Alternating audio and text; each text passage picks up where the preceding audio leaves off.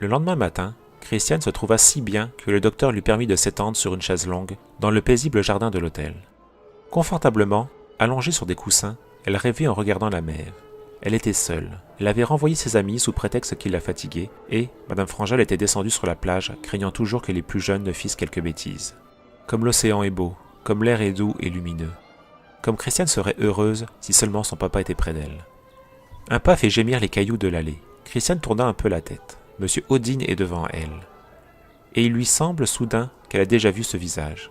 Mais elle ne sait plus où ni quand. Elle est folle, elle doit se tromper. « Comment allez-vous, ma chère enfant ?»« Tout à fait bien grâce à vous, dit Christiane.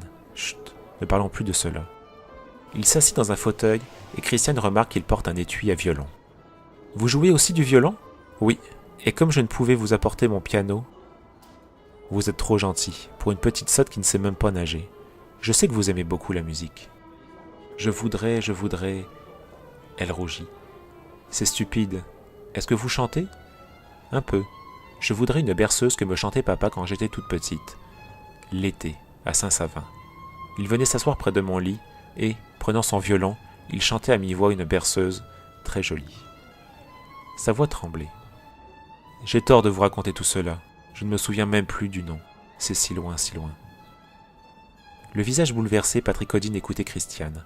On aurait pu croire qu'un terrible combat se livrait en lui. Mais pourquoi ? Vous aimeriez beaucoup entendre cette berceuse ? Oui, beaucoup. J'en sais tellement que je peux très bien savoir celle-là. Il accorda son violon, joua quelques mesures, et ses yeux surveillaient la physionomie de Christiane. Enfin il commença à mi-voix. « Écoute, c'est ton père, qui te parle tout bas. Dors, mon enfant chéri, voici que la lumière, tout doucement, s'en va. » Les pupilles dilatées, Christiane s'était dressée sur sa chaise longue.